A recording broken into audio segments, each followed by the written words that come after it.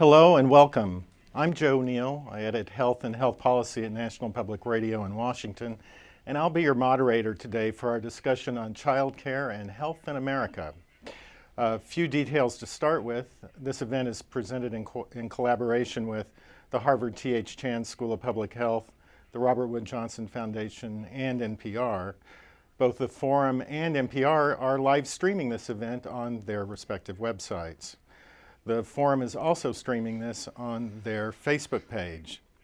We're going to have a wide-ranging discussion today of child care and health, and I hope it will be as informative to the parents who are watching, who face many of the challenges in child care that exist, cost, affordability, quality, and also to the policymakers and other people who work in the field of childhood development who may be watching.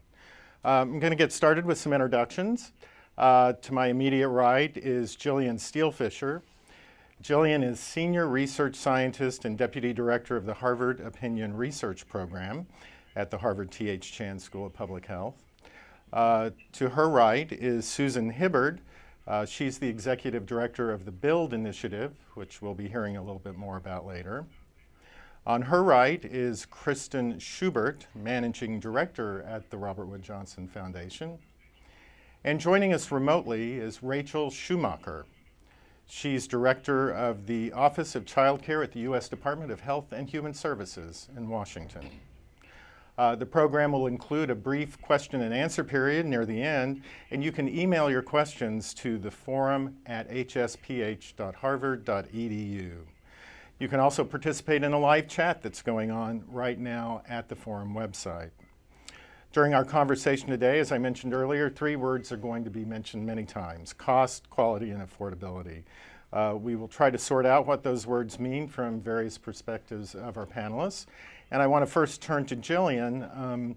Jillian, the reason we're here today is NPR, the Foundation, and Harvard have just released a poll on child care and health in America, and you know all about that. Give us some of the highlights. Well, thank you so much. It's great to be here today with colleagues and others. So this poll is a nationally representative snapshot of more than 1,100 parents across the country who have a child age 5 or under who's in childcare. And what I mean by childcare is any kind of care from someone other than a parent that is regular. So that could be another relative, it could be a nanny or a babysitter, it could be an in-home child care center, or it could be a preschool. We tried to capture the full spectrum of experiences from parents so we could give voice to their day-to-day experiences, both in terms of the challenges of finding affordable, high-quality childcare, and also the benefits that brings to them. So let me share with you a couple of the key findings from that poll, and I'm going to start with a couple of slides, and start off with the first of those three topics, which relates to quality. And I'm going to start by saying that the results of the poll really show there may be a gap between what parents see in terms of the quality of their childcare and what expert assessments have been about the state of childcare in the United States today. So here I'm going to show you some data from the poll, tell you what parents are saying. And in this particular question, we asked parents to rate the quality of the childcare that their child receives. And we said, tell us what it's like from excellent to poor. And what we see is that a majority, a full 59%, say excellent. That's the highest rating that can be. Now, we asked them about other particular features of childcare that might contribute to quality. We asked about things like safety, the experience and training of the providers, preparation for later schooling, physical education, and again, large shares of parents are saying excellent. Now, this is a pretty rosy picture and may seem like good news at first, but when we contrast this finding with the other kinds of reports about the state of childcare, we see there may be a gap, that parents are rating this as very high quality, but some of the expert assessments would suggest that, in fact, the state of childcare today is not high quality. So, for example, one of the seminal reports from the National Institute of Child Health and Human Development suggests that the vast majority of childcare is more in the sort of fair realm. Something on the order of about how much? sort of the vast majority. Vast of it. majority. Yeah, absolutely. Sort of in contrast to what we see in this poll. So, this suggests that there may be a disconnect between what parents see, and they may not have all the information. They may not know all the different aspects that an expert would have. They may benefit from some of that information. So we've talked about the first of your three, quality. Okay, so now let's go to cost. And here what we see is another highlight from the poll where you can see that parents are really feeling the cost pinch. So in this slide, we show the parents who are paying a fee for childcare. We said, for which of you does the cost of childcare present a financial problem for your family? And we see that a third, about 31%, say that it presents a problem for them. That's a pretty large share. But what makes it more poignant is when we actually focused on people who said their financial situation was already strained, that it was not really as strong, that now we have a majority, 61%, saying that it's presenting a financial challenge for them. That's a really large percentage. So, third point, we've now talked about quality and cost. Let's talk about access. So what we see in, to the next slide, is that a majority of parents say that they face limited childcare options. They may have only a few or just even one realistic option for care. Again, we see begin to see in this part of the findings that these three issues are really interrelated. That is that, again, these share of parents who are feeling more financial strain, they're also the ones who are more likely to say that they don't have as many options. So these three factors are kind of coming together. And when it says people only have one option, typically that would be what? Do we know? We don't know necessarily what it is, but the point is that for them, they have this very limited resource, and they need it. And I think that's a great segue into the kind of final point that I'll share from the poll, which is that the child care is actually incredibly important for parents, and it provides them great benefit. Now, we just said that they say that the quality of their child care is excellent, so probably not surprising that they think it benefits their child. What may not be as obvious from the beginning is that it actually benefits them as well. And we so have let's another turn to slide. the next slide, last one. So parents believe that the child care is good for their families on an array of characteristics. And it's not just their job, although we see that more than 40% say it is a benefit for their job. It's not just their job. It's also their overall well-being, and perhaps most importantly, their relationship with their child. So this is kind of a dimension that maybe not is talked about as much from the perspective of childcare. Right. So pulling this together, we see that cost, quality, and access are key issues. They may not be where they need to be today, and yet this is a resource that is so critical for families. I should just say that we've started a series of reports on NPR on the radio and online that will be rolling out over the next several weeks, looking at each specific issue that Jillian's talked about and other things that the poll revealed that we'll also be talking about here. But I want to go on next to a video clip that we have from a 2015 documentary called The Raising of America, Early Childhood and the Future of Our Nation. And we chose it because it documents how parents can find themselves in such a tough spot, like Jillian was talking about, trying to balance the care of their children and the other demands on them. And I should note that in addition to the story of one family that's presented here, the family is Erica Burks Cummings and Leroy Campbell. We'll also be hearing from a pediatrician, Renee Boynton Jarrett at Boston Medical Center, if we could have that clip. I work 40 hours a week. Leroy works sometimes 60 hours a week. He works a split shift, so like 2 in the afternoon to about when I'm done. 1, 2 in the morning. Leroy is a driver and mechanic, Erica a nurse. Combined, they work more than 100 hours a week. In fact, Americans work more hours annually than most all of our peer nations. In today's day, we all gotta work. And I can remember back in like my grandfather's days, the men work, the woman stay home and take care of the house and family and things like that. In today's day, it surely can't happen. Everybody gotta go out and work and bring it in. A growing percentage of Americans work unreliable, precarious schedules, which can change from week to week depending on employers' demands. Yeah, and that's something that we have to work on. I do rotating nights, so I'm on nights this week, and so the next week though I'll be on days. So it kind of balances out that way. Parents are juggling, shifting, trying to balance a variety of competing demands that there just don't seem like there are easy or reasonable solutions. It leads to a level of tension and stress. Is this what we've decided as a society? That this degree of tension, these complex trade-offs are the norm, to be expected, just a part of raising a child. Rachel Schumacher, I want to turn to you now. That clip showed that the juggling act that many parents need to do every day and every week. Talk, if you would, for a few minutes about the many challenges parents are facing in trying to secure the health and the child care their children need. Sure, thank you, and thank you so much for having me here today.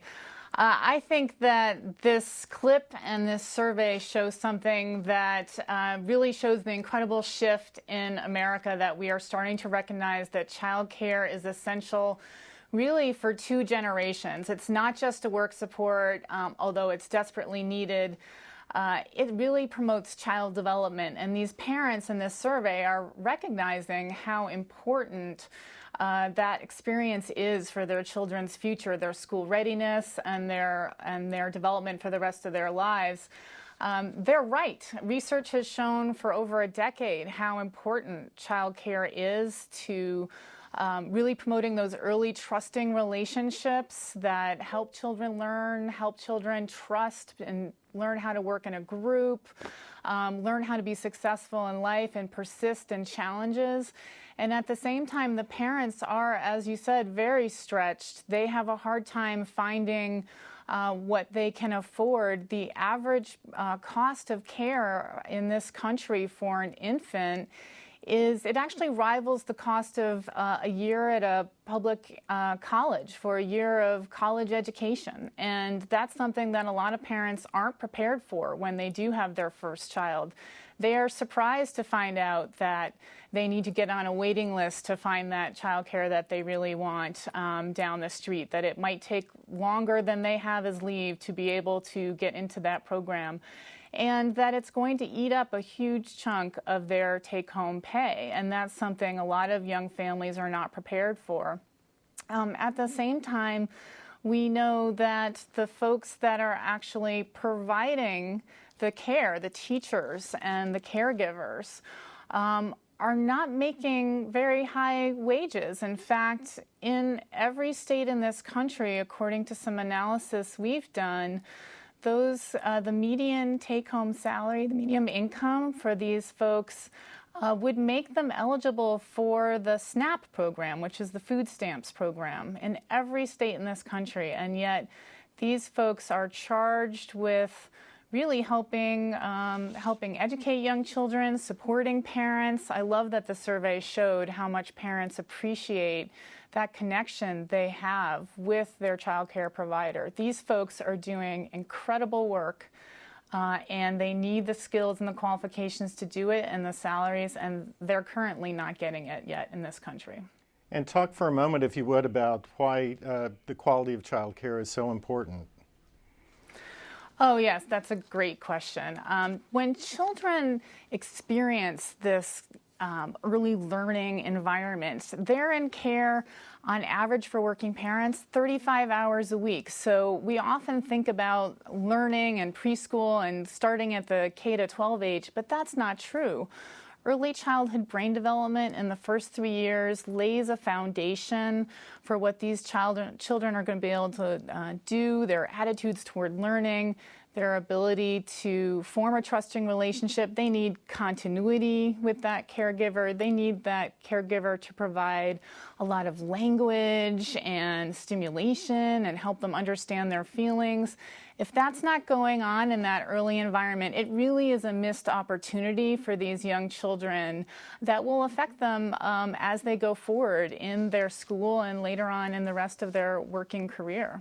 And of course, it also reverberates through the family too, as the poll showed. Parents benefit from childcare and high-quality childcare too. Oh, absolutely. I think that's one of the things I was particularly struck by in looking at the survey results, is that A really high quality caregiver is partnering with those parents. They're talking to them about what they're seeing at home and telling them what they're seeing in the caregiving situation. They're puzzling through how to help with stranger anxiety and how to help the child, learn how to deal with new situations and how to get along with their peers. And those exchanges are incredibly important for young parents to get, especially first-time parents. If they have that partnership, they can really be shored up in their own work and feel confident when they go on to their work or education, whatever it is they need to do, that their child is in a safe environment, that they're getting the stimulation that they need to learn, and that they really can come back and know that that child will be happy to see them, but also have a really wonderful learning experience in their childcare setting. Thank you. All of that, of course, speaks to quality, which we're going to continue talking about here a lot today. Let me turn now to Susan Hibbard. You had an organization called the BUILD Initiative that helps state leaders develop early childhood systems. As a part of that, you're helping states and others develop quality rating systems. I'd like to hear more about that. But first off, can you tell us what people in the field mean when they talk about high quality, and tell us how that might be changing? Sure. I too thank you for having me here, and just great points that people have raised. The definition of quality has really changed over time, especially when you think about what I'm going to address, quality rating and improvement systems. When people started looking at the level of quality in childcare, they were really looking at a disconnect between the licensing requirements and what they knew to be safe, healthy, nurturing environments for children, for young children. And so quality rating and improvement systems and the focus on quality were raising the floor. Now, when we talk about quality in a childcare setting, our expectations for that setting are much, much higher. As Rachel talked about, we're talking about the development of relationships and attachment between the adult and the child. We're talking about play and play as learning, and really intentionally organizing the day so that the child can explore their interests, expand their language, gain confidence, gain in peer relationships. It's a much more demanding set of criteria for quality. And quality rating and improvement systems are really sort of a constantly changing, but still in their infancy, set of strategies that are looking at defining quality, measuring it, helping to communicate with family members and with the folks who pay, which could be the private payers, could be the accountability to the government, communicating what quality is, and then improving that quality. And in many ways, it's a continuous quality improvement set of strategies so that you reach a level of 1 or 2 stars, and it's defined what it would take to get to a higher level of quality. It's a strategy that's emerged with enormous potential. Each of the QRIS in the country, and now there are QRIS in 49 states and many of the territories, and now QRIS? Quality Rating and Improvement Systems. Okay, thank you. We like the I the most, but some people focus on the R, the rating. All QRIS have tiered quality standards and ratings that go with those standards, so that, 1 star, a 2 star, or whatever the symbol is, each one has a higher set of standards, and then supports for quality improvement, a communication mechanism, and then some kind of financing. But after that, states really differ in what a QRIS is or can do. And initially, communication was the idea, sort of related to the poll, that if a parent saw that this was a higher quality center by the rating, the parent would choose that center. So it was a way of educating the parent, creating demand for quality, giving an incentive because of the increased demand for the programs to increase their quality. So it was sort of a win-win communication mechanism. Well, that's a great idea, and it's beautiful to communicate like that about the idea of QRIS, but as Jillian pointed out, so many parents don't have multiple options. And the options in the community or that are affordable may not be of high quality. And I think it's human nature that we all need to feel that our children are in a good setting when we go off to work, or we wouldn't be able to survive the day. So there's just a level of human nature kicking in there. So now I think QRIS are sort of at a stage of recognizing that they're a push to help keep promoting quality. The field recognizes that cost, availability, and location are going to keep being key issues, especially when transportation is such a challenge for poor families, and that therefore we need to invest in the quality and increase the number of quality programs, not just communicate which ones are quality, but actually create quality so that all families with young children can have that positive experience and know that the children really are not just safe, but that their brain development is engaged, that those first 1,000 days are being put to good use, and the child is able to just naturally expand their curiosity and learning. I have one question that I don't want to put anyone on the spot right now, but I want you to be thinking about it, because when we have the question and answer session later, I will raise it again. It's 2016. Why are we only now thinking or getting started with quality rating systems that parents can use? We have quality ratings for just about everything else in our life, including restaurants and et cetera. So why can't we get something more basic than this? But I'll come back to that in the Q&A. I want to go next, though, to Kristen Schubert of the Robert Wood Johnson Foundation to put this in a broader societal perspective. The foundation for several years now has been talking about a culture of health, emphasizing this idea that it's not just health care, it's a whole societal effort to improve health. Help us understand, if you would, how these poll findings are fitting into the bigger picture. Yeah, I'm happy to, Joe. Going to your question for a second, though. Oh, sure. I think Renee Boynton-Jarrett said it best. Is this what we've decided is the best we can do for our children in this country? So I'd love to pick that back up with you. I'm so pleased to be here. This is a critical issue for us as a health and healthcare foundation and for our society. I am very blessed. I get to work for an amazing organization, the Robert Wood Johnson Foundation. Our vision is to build a culture of health for everyone living here, and really central to that is ensuring that all of our children get off on the best foot possible. I'm also, though, blessed because I have an amazing family. And I'm telling you this because I remember too well, about 9 years ago when I was having my first child, I was ready to go back to work. And Rachel, I was unprepared, for sure. I really struggled to find him the right care. We bounced around from a neighborhood setting, then I pulled him out of that and we did some in-home care. That didn't work out, and we finally landed on a center-based setting for him. That year was enormously stressful, and I was really well-resourced person, and I was able to piece it together. I worked for a great place that allowed me the flexibility to manage through all of that, and I had an incredible family who could see me through those ups and downs. So many people don't have that. And what this poll shows us is that too many parents, too many families face huge barriers to accessing care for their kids. And yes, it's about their ability to be able to engage in their jobs and support their families, but there's so many other benefits too that this poll highlights. 2/3 of U.S. families, both parents work.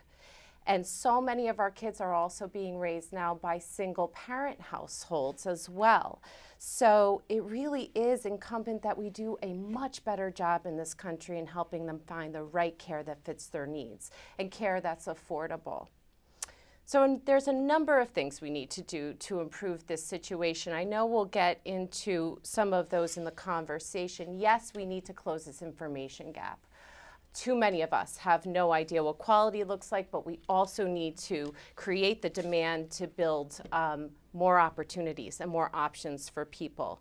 You heard from Leroy and Erica. That's a common story. For so many of our families, we need to make sure that they have options that are flexible to fit their needs. That is much more common of a story than not in this country. And the last thing I'll say is that we just frankly need greater investment in all of our children, all of our families. I really enjoyed listening to John Pepper. He's the former CEO of Procter & Gamble, and he says that 90% of brain growth happens in the first 5 years of life. And during this time, we as a society invest 5% in high-quality childcare. I mean, what a disparity. So I'd love to get into a conversation about that and how we can create a shared norm, a shared value for all of our kids and families here. Thanks. All right, thank you. The second part of the forum we'll turn to now. This is where we address the issues and talk about possible solutions and answer some of the questions that have been raised. I want to turn back to Jillian first and start with you. How can the poll results, we've heard a little bit about how they're informing the conversation, but tell us more about how you think that they can help guide policies. Sure. Well, I think the poll findings really support a lot of the pieces that my colleagues have been talking about. First and foremost, they really do suggest, in terms of the gap in information, that we need to be able to fill that gap. We need to be able to find them information that's relevant, that supports them, not just in sort of selecting a child care center, as we said, because they may not have multiple options to select, but in providing them information about what it is they need to look for, what do they need to do to elevate and to have that conversation with their provider about what high quality care means for them in that context. That certainly speaks to that, and I think my colleagues will be able to talk about some particular strategies for doing that. And then, of course, the other two dimensions here in terms of access and accessing affordable high quality is really sort of central. And the findings speak to all these three intertwining dimensions of the issue. Great. I have another clip. I want to turn to that now. It shows an example of an innovative program in my home state, Oklahoma. Oklahoma was the second state in the U.S. to offer free preschool for all 4-year-olds. And this video was produced by my colleagues on the education team at NPR. My eyes are facing forward. I'm standing straight and tall. My hands are behind my back. I'm ready for the hall. 5, 4, 3, 2, 1, 0, zip. This is their first experience in school for the most part. A lot of them have been in daycare or some sort of childcare setting, but then when they come to public school, it's just different. Can you take me to a party? Sure. Can you drive? Yes. In my classroom, I use a project approach to learning, and I let the kids guide the curriculum. What do you think of that idea? Good. I think that it's more important for the children to determine what the curriculum is so that they stay engaged. If they're not engaged, then I spend my day managing behavior versus letting them be able to discover and explore and construct their own knowledge of something. How do I put this picture on? We spend a lot of time learning what patience is and waiting because life is full of waiting. And so I draw their stick with their name on it, and then I ask them to tell me where they're going to play. Sean, where would you like to play? I didn't know that you found my stick. Where would you like to play? With these? Okay. That holds them accountable. That is them saying, I'm going to go play in the dough. So they know they're going to go to the sensory table and play in the dough, that like they've claimed that spot. They're going there, they've claimed their play. I think it's great that patience is being taught in preschool. I think we could teach it throughout life and adult learning too. Anyway, enough of my comments. Of course, making childcare affordable through programs like free preschool for 4-year-olds is really on the leading edge of trying to improve childcare.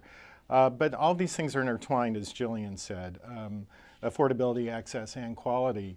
But let's go through and talk to each of you about various aspects of this. And I'll start with affordability and turn to Susan. And let's talk about tax strategies. Can tax credits and other things help? What needs to be done? Yeah, tax credits are an important financing strategy related to childcare. Tax credits for parents make quality more affordable. Tax credits for providers, caregivers, teachers are like a wage supplement. And tax credits for businesses are an incentive to support quality childcare. So tax credits could be, and they are right now important, but they could be a significant player in improving quality and supporting access to quality. Right now, a lot of the tax provisions that we have related to childcare benefit higher income working families rather than the lowest income working families, which limits their usefulness. Part of the reason for that is if you look at the federal child independent care tax credit, it's the model. The benefit isn't refundable, which means if you don't owe taxes, you don't get it. The amount is capped at an unreasonable amount that doesn't relate to the college education cost of childcare for infants that Rachel pointed out. It's unrealistic, and you can only get to 20 to 35% of that cap. And then the credit isn't playing a role in terms of quality. It isn't linked to the quality of the center. And most of the states follow the federal example and mirror those provisions. But some states are giving a double credit for quality centers, for opting for quality. And some other states are really paving the way for what may be part of the financing sort of answer to some of the dilemmas. Louisiana has a school readiness tax credit, and they've had it since 2007. And it's a package of refundable income tax credits that are connected to their quality rating and improvement system. The parents get credits for selecting a higher quality center that's in the quality rating system. The child care provider gets credits. And the range is $750 to $1,500 per child who's in subsidized funded child care or foster care. The directors and the staff in centers in the quality rating system get credits for educational qualifications, and then businesses can get credits for supporting centers that are in the quality rating system. So other states have been looking at that, and what we do at Build is create a learning community where state leaders can share their strategies across borders. It is sort of sad that in 2016 we are this rudimentary, but the field related to women and children is underfunded in every way. And so having a learning community and a way for innovations like Louisiana's to be shared across state borders and to help people problem solve together, to sort of diffuse promising strategies and to put researchers and implementers together, both so that we all know the latest research and the findings, but also so that the researchers have some reality testing and recognize that there are things going on out in the world that need to be looked at, and maybe in a different way than they were before. So I think we're seeing a lot of potential for tax credits. And I hope that we'll see the federal administration look at how they could be something that when the states emulate, it actually will help the lowest income families who need the most support. Well, it occurs to me while I'm listening to what you're saying that yes, it's a noble goal and a desired goal to increase the affordability to low-income families, but I hear a lot of people in middle class and upper middle class families complain about this too. So are you saying that we should restrict tax credits just to families who need subsidies and perhaps don't need where do you draw the line? No, because we can't I love my double tax credit in Maine for choosing a quality center, and needed it. It's a huge cost, but the way it's structured right now, it's not that we're supporting everyone. There's actually a lack of support for the lowest income families. So we're sort of doing the exact reverse of what we should be doing. I think many families of all kinds of incomes need support because the cost of quality is very high, and we need to create not just tax systems, but funding streams of all kinds so that we're investing in the success of families and families with young children and young children. They're our country's greatest capital resource, our greatest human resource, and we're investing in remediation and we're investing in treatment. We're not investing in prevention, and we're not investing in opportunity. So it's a tremendous loss, and I think financially, economically, and then obviously in terms of just humanity, we're doing a disservice to our children and our society. Rachel, I want to turn to you because a couple of years ago there was bipartisan support for reauthorizing the Child Care and Development Fund. Can you tell us a little bit more about where things stand with that? Sure, I'd really love to jump in here because I think what Susan said is so true. Parents can't afford the cost of quality all the way up and down the income spectrum. It's especially an issue for our lowest income families. And those are the children that research show may benefit the most from having the opportunity to participate in a high quality program. So it's really an important thing for our society to take on. The Child Care and Development Fund is the largest source of federal funding. It goes to states, and states put their money in and partner to help pay for child care assistance for low-income families, families that are earning less than around, the maximum is up to $50,000 for a family of 4. But currently, we're only serving about 15% of the eligible children around the country. And this program has a lot more it could do. And the good news is that, as you mentioned, in 2014, Congress took up this legislation and reauthorized, reformed the child care program in a bipartisan manner with overwhelming support. And the reason was, in part, a lot of this brain research we've been talking about and a recognition that childcare makes a really big difference, not just as a work support, but also to help child development. And what Congress did is really set new foundational basic requirements across the country for health and safety for childcare. And it may surprise you to know that those didn't exist before, that we didn't have a national standard for what basic health and safety training a provider should have or criminal background checks to occur. That was not the law of the land. It is now, and states have been working for the last couple years to come into compliance with that law. It's very exciting. We just released in September a final rule implementing this new law, and we really see it as an opportunity to raise the bar, not just for that basic foundation, right? You can't have quality if health and safety isn't there in these programs, so that is an amazing first step. But it also includes new set-aside funds for investing and improving high quality in childcare around the country that states can use. They can use it to improve the care for infants and toddlers. They can use it to help childcare staff, teachers get scholarships so they can go to school and get degrees. We don't have national standards now for what type of education and training in terms of child development and things like that that teachers need to have. This law and rule will require a basic level in health and safety understanding, things like CPR, first aid, medication administration, things you would want your child care provider to know how to do for your child will now be the case, and that's a really important step forward. Where we still need to look is fully funding what this program could do and what it's set up to do.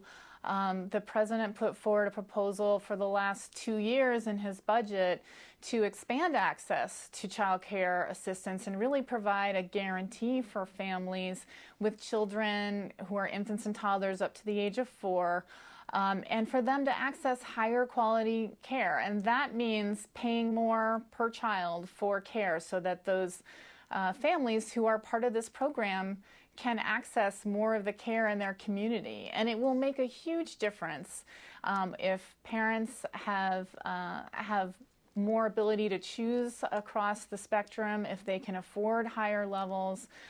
There's some demand out there, we can tell from this survey. Parents want high quality. They want to be able to find and afford that type of care.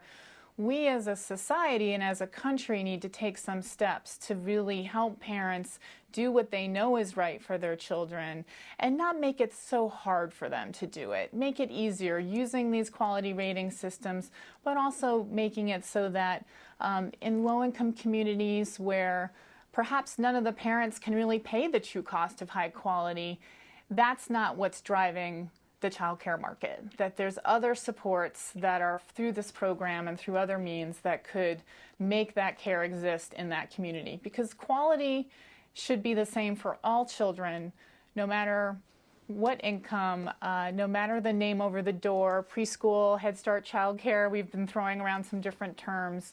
Our vision is that all children have access to a similar level of high quality care, and we're working very hard toward that vision here.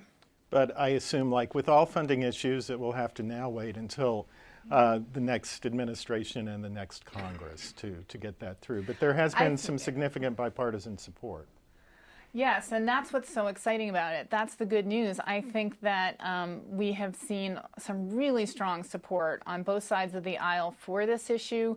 People get that it supports local economies in their districts. It supports their families, their constituents. It supports so many of the children and families that people meet every day, that our policymakers talk to, and they're hearing it, and they want to do something better for our children and families. I believe that's true. All right.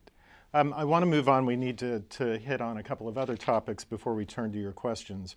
I want to talk about access for a few minutes and turn to Kristen. From our poll, we know that not all families have options in terms of location, care, costs, other options.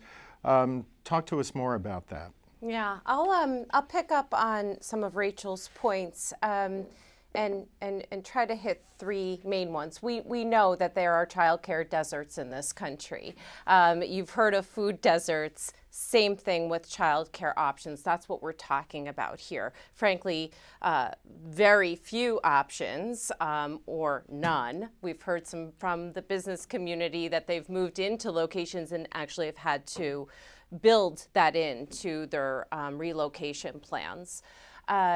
The second big theme that Rachel's highlighting is there are many more kids eligible for Head Start and early Head Start in this country than are actually accessing it.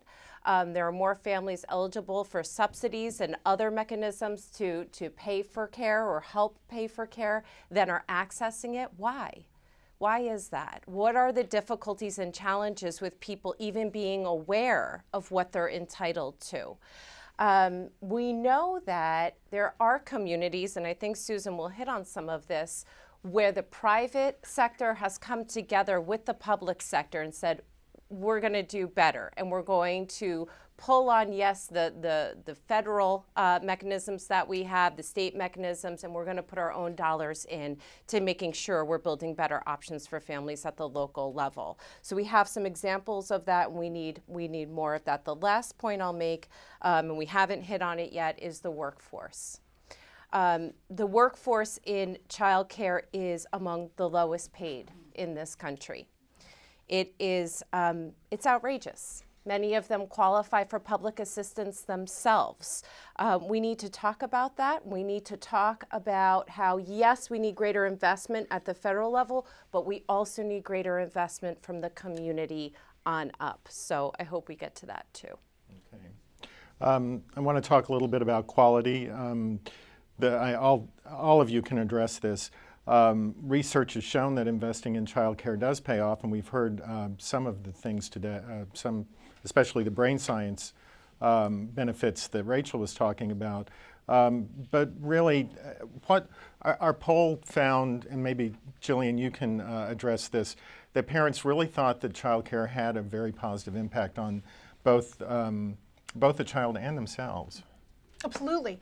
And in fact, so first, exactly what you said, which is that the poll finds that parents think that childcare is good for the child, for their overall well-being, for their educational attainment and cognitive development, for their emotional well-being, their physical development.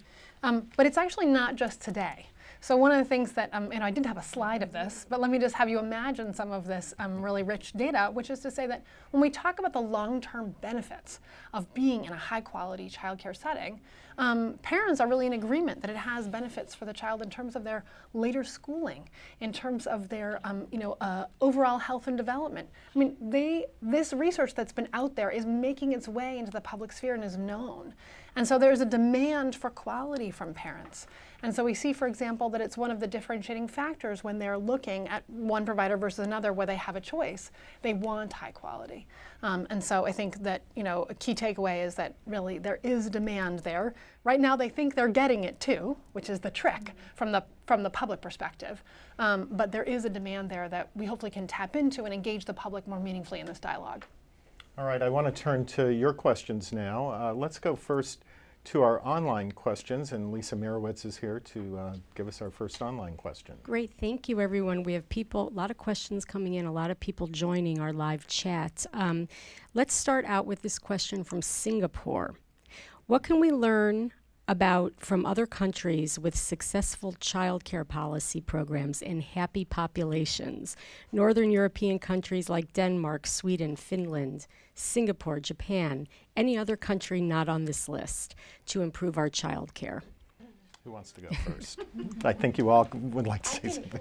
I can jump in with a headline. I think what you see in those countries is a common shared value for all kids right from the beginning. They understand implicitly how much early childhood matters to lifelong health and longevity and prosperity and productivity.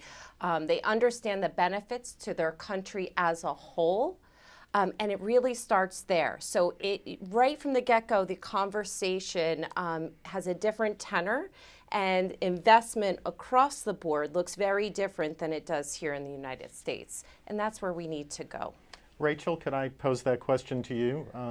Yeah, that's a really good question. And I think there's lots of reasons why countries have different policies. But one of the things that I am struck by when I look at these other countries is their emphasis also on the importance of women having an opportunity to participate in the labor force and not have to pull back on their careers or not enter the labor force at all when they have children, and to make sure that the system isn't hindering those choices and is actually enabling a full choice. And it's also they often also offer paternity leave as well. So there is a very important focus on helping parents keep their career focus without having to choose their career or just the ability to put food on the table over their child's well-being, and to make sure that that isn't a choice. It shouldn't be a choice any parent has to make. And I do think that's one of the motivating factors when you look at these other countries. And we do see, when you look at the survey results also, that when the child is sick, who stays home, it's often the mom who has to stay home. It's really challenging to have young children and to stay committed and fully involved in your career when you don't have reliable childcare. It's stressful, and that's what our survey told us, and that's what that first clip told us. And I think the Oklahoma example and what other countries tell us is that when a country makes a choice to put their resources on the line, you can fix this problem. This can be something that we fix in our lifetimes.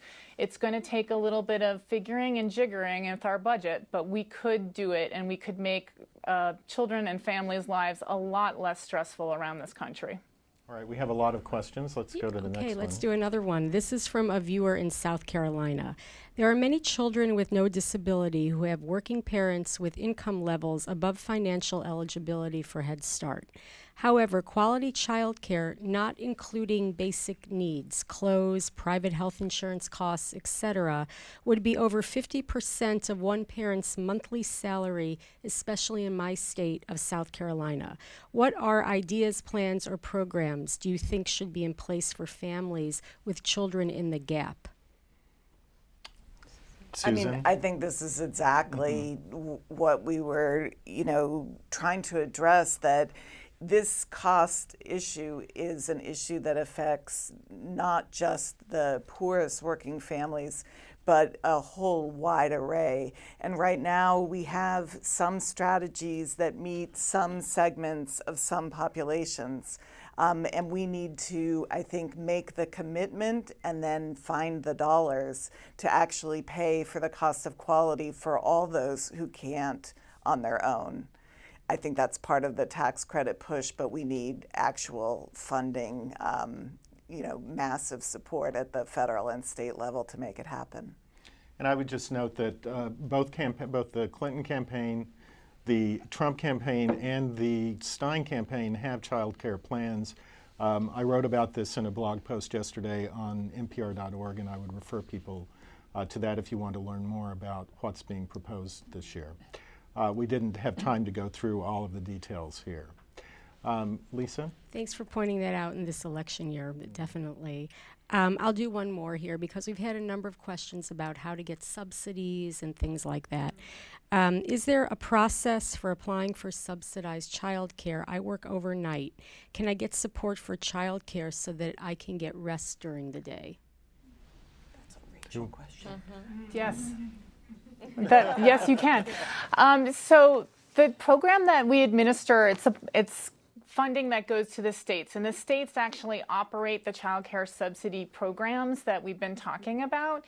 So every state provides their own system for accessing these types of services, usually in the Department of Human Services or in the Department of Education in the state. But there are also very often something called child care resource and referral agencies in states, and they provide a wealth of information on how to find child care and can link you up with these other types of resources that we're talking about.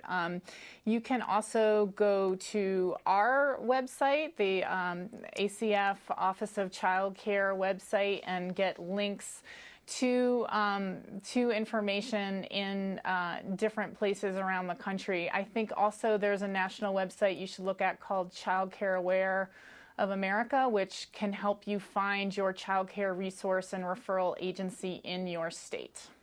And that website is, the ACF website is, do you know the address?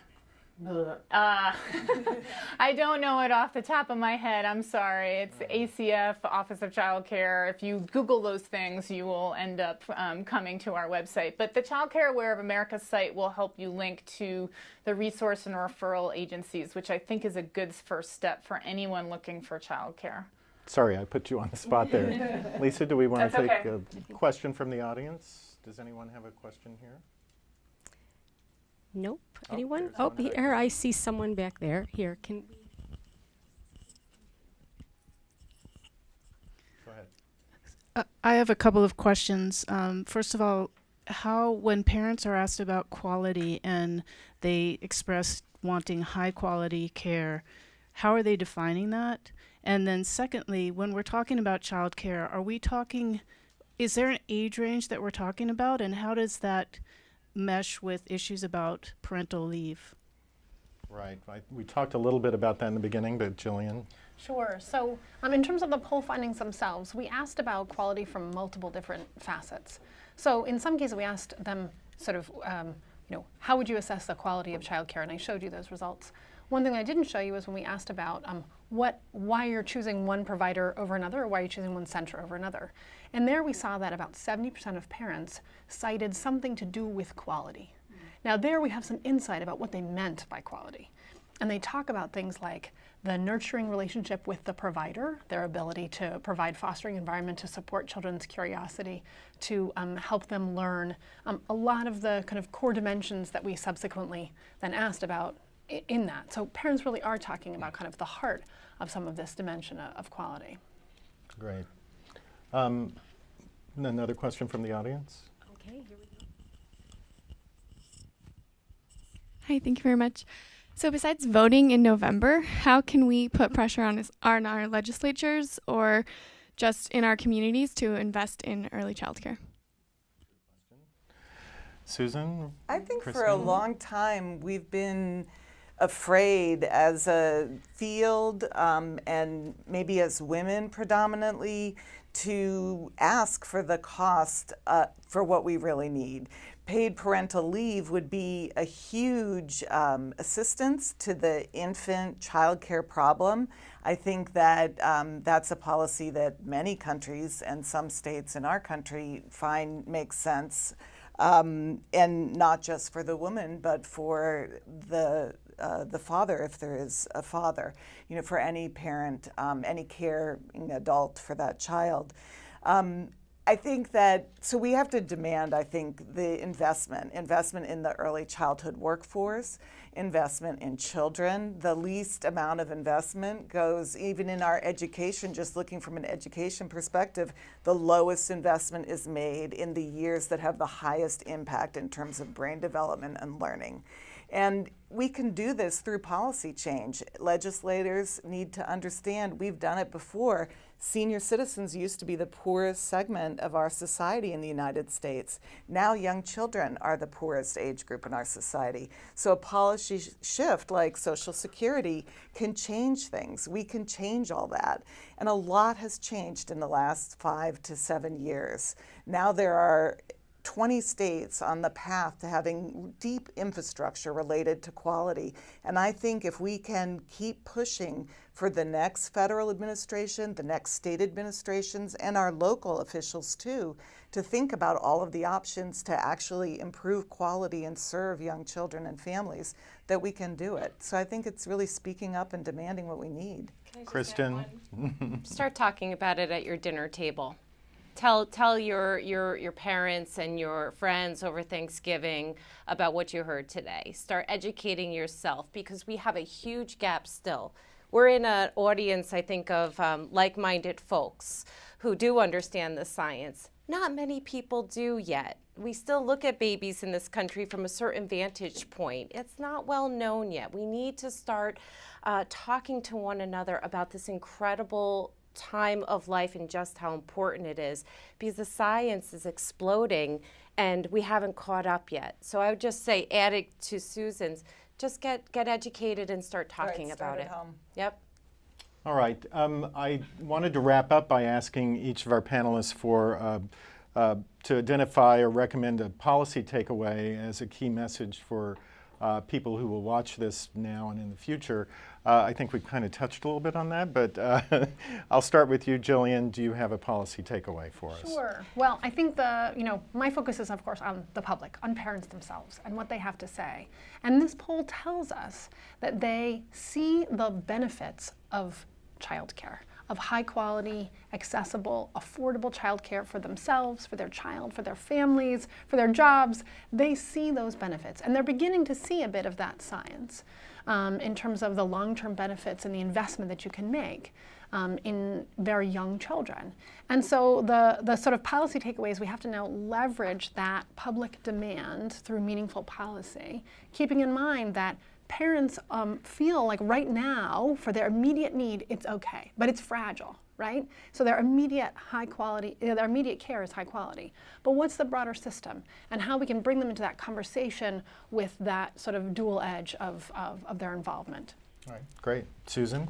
I've already mentioned some policy suggestions. I'm going to take one little second to say, I think we can't leave racial disparities and income disparities and disparities between people whose home language isn't English and those who it is. We can't leave those out of the conversation.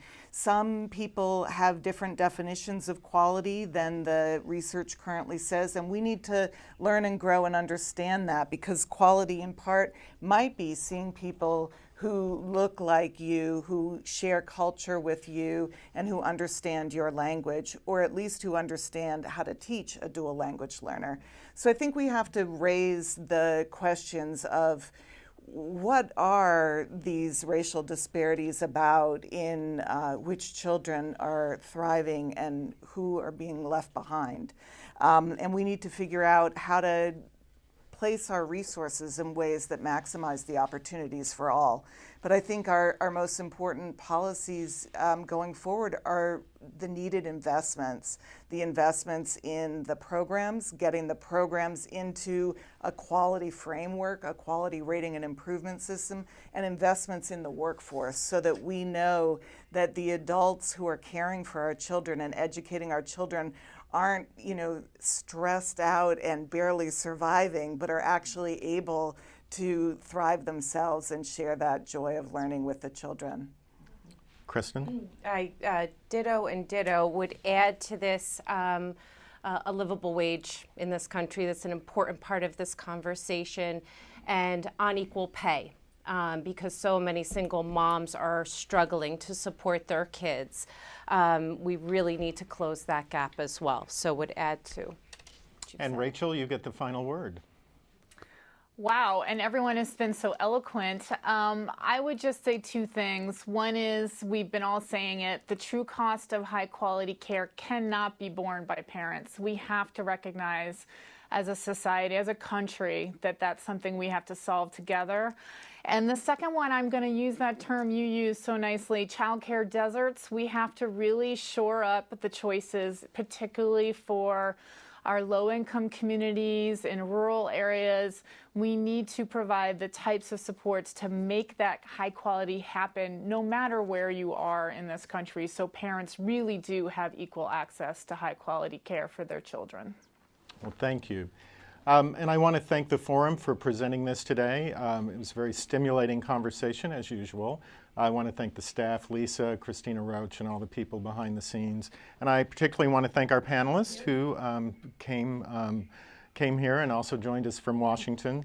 The conversation is not over. You can continue the conversation on the forum website at forumhsph.org. And note that the next forum in this series is on domestic violence. It's called The Domestic Violence Crisis, Mobilizing the Public and Private Sectors, and that's on October 24th, again at 12:30 p.m. Eastern Time. So thank you very much.